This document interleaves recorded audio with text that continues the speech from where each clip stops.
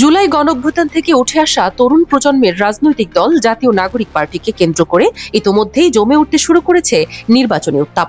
এবার সেই উত্তাপের মাঝেই হঠাৎ করে দেখা মিলছে এক গভীর অনিশ্চয়তার ছায়া, যা পুরো দলের অভ্যন্তরীণ ঐক্যকে রীতিমতো প্রশ্নের মুখে ঠেলে দিচ্ছে।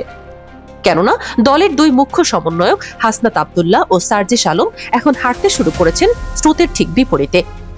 এর পেছনের মূল কারণ হিসেবে কাজ করছে একটি মাত্র প্রশ্ন, আর তা হলো নির্বাচনকে সামনে রেখে ঠিক কি হতে যাচ্ছে এনসিপির পরবর্তী দিক নির্দেশনা। এই প্রশ্নের উত্তরে দলটির মধ্য থেকে তিনটি প্রধান বিকল্পকে বিবেচনা রাখা হচ্ছে। প্রথমত, ভবিষ্যৎ নিরাপত্তা বিবেচনায় এনসিপি কি এখন বিএনপির সঙ্গে হাত মিলানো?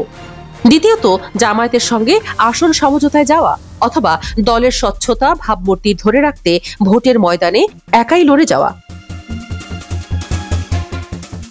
এই প্রশ্নই মূলত এনসিপির দলীয় অভ্যন্তরে রোপণ করতে শুরু করেছে বিভ্রান্তি ও সংশয়ের বীজ, যেখানে দলের একটি অংশ এখন বিএনপির সাথে জোট গঠনের দিকেই ঝুঁকছে।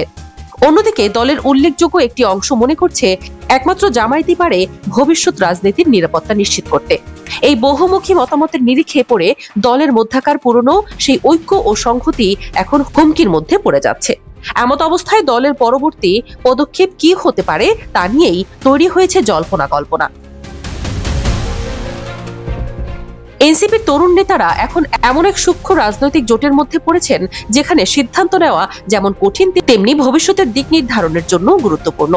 দুই ছাত্র উপদেষ্টা আসিফ মাহমুদ এবং মাহফুজ আলম মনে করছেন, আগামী নির্বাচনের আগে এনসিপি যদি বিএনপির সঙ্গে জোট গঠন করে তবে তা দলের জন্য সবচেয়ে যৌক্তিক এবং ফলপ্রসূ কৌশল হতে পারে।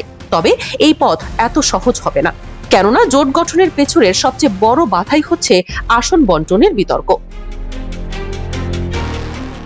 এনসিপির শীর্ষ নেতৃত্ব ও অনেক নেতা এই বিষয়টিকে সবচেয়ে সংবেদনশীল বলে মনে করছেন। তাদের দাবি, বিএনপির সাথে জোট গঠন করতে হলে অন্তত 20টি আসনের নিশ্চয়তা দরকার। শুধু আসন বিন্যাসই নয়, এনসিপি চায় বিএনপির পূর্ণ সমর্থন এবং সাংগঠনিক শক্তি, যা তাদের বিজয়কে আরো দৃঢ় করবে। পাশাপাশি একটি শর্তেও তারা তাদের অবস্থান স্পষ্ট রেখেছে, জোটে যেন কোনো বিদ্রোহী প্রার্থী না থাকে, কারণ সেটি তাদের নির্বাচনী স্বচ্ছতাকে প্রশ্নবিদ্ধ করতে পারে। এই দাবি পূরণ না হলে ছাত্র উপদেষ্টাদের এই অংশ বিএনপির সাথে জোটে নামতে চায় না। তাদের এই দৃঢ় অবস্থান পুরো জোট কৌশলকেই এক ঘোর অনিশ্চয়তার মধ্যে ফেলে দিয়েছে। এসব কিছু মিলিয়েই দলের অভ্যন্তরীণ রাজনীতিতে এখন এক ধরনের দোলাচলের মধ্য দিয়েই বয়ে চলছে, যেখানে দলের নেতারা চেষ্টা করছেন প্রতিটি পদক্ষেপেই কৌশল এবং সম্ভাবনার ভারসাম্য বজায় রাখার। এনসিপির ভবিষ্যৎ ও রাজনৈতিক ক্ষমতা এখন সেই সিদ্ধান্তের উপর নির্ভর করছে, যা দলকে একটি অনিশ্চিত অথচ অত্যন্ত সংবেদনশীল পর্যায়ে নিয়ে এসেছে। এমত অবস্থায় যে কোনো মুহূর্তে একটি ছোট পদক্ষেপ দলটি পুরো নির্বাচনের কৌশলকেই ঘুরিয়ে দিতে পারে। দুই ছাত্র উপদেষ্টার মধ্যে একজন জামায়াতের সঙ্গে কোনো রকম যেতেই সমঝোতায় রাজি নন। তার কাছে জামায়াত একেবারেই অগ্রহণযোগ্য বিকল্প। অন্যজনের ভাবনা আরো বেশি দূরদর্শী। তিনি মনে করেন, নির্বাচনের পর ক্ষমতায় আসা রাজনৈতিক সরকারের নিরাপত্তার স্বার্থে বিএনপির সঙ্গে থাকাই এখন বুদ্ধিমানের কাজ।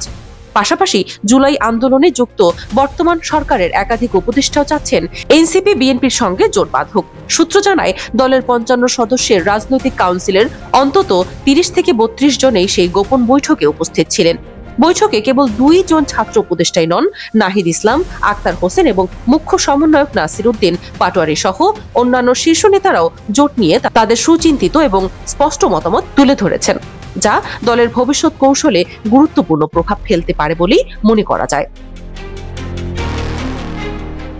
গত 13 নভেম্বর দৈনিক সমকালীন পত্রিকায় প্রকাশিত সংবাদটি রাজনৈতিক মহলে তোলপাড় সৃষ্টি করেছে। প্রতিবেদনে বলা হয়েছে, মন্ত্রীপাড়ার একজন ছাত্র উপদেষ্টার বাসভবনে এনসিপির 30-এরও বেশি শীর্ষ নেতা একটি গোপন বৈঠকে অংশগ্রহণ করেন। পরদিন দলীয় কার্যালয়ে আরও একটি সাধারণ সভার আয়োজন করা হয়। বৈঠকে উপস্থিত 6 জন নেতার আলাপচারিতার মধ্য থেকে যে তথ্য উঠে এসেছে তা থেকে জানা যায়, 2 ছাত্র উপদেষ্টা ছাড়াও শীর্ষ 10 নেতার অন্তত 2 জন বিএনপির সঙ্গে জোট গঠনের পক্ষে দৃঢ় অবস্থান নিয়েছেন। তাদের মধ্যে একজন ঢাকার, আরেকজন উত্তরবঙ্গের জোট প্রার্থী হিসেবে আগ্রহী, যা ব্যক্তিগত আকাঙ্ক্ষা এবং দলের রাজনৈতিক কৌশলের মধ্যে শক্তিশালী সংযোগ তৈরি করছে। জানা গেছে গত এক মাসে বিএনপির স্থায়ী কমিটির সদস্য সালাউদ্দিন আহমেদ এবং এনসিপির একাধিক নেতার মধ্যে দফায় দফায় বৈঠক অনুষ্ঠিত হয়েছে। এমনকি দুই ভাগে ভাগ করে নেতারা বিএনপির মহাসচিব মির্জা ফখরুল ইসলাম আলমগীর এবং স্থায়ী কমিটির আরেকজন সদস্য আমির খসরু মাহমুদের সঙ্গে আসন বন্টনের প্রস্তাব নিয়ে আলোচনা করেছেন। এই বৈঠকের ফলাফল এখনো অনিশ্চিত, যা এনসিপির রাজনৈতিক পরিস্থিতিকে আরো অপ্রত্যাশিত এবং জটিল করে তুলেছে।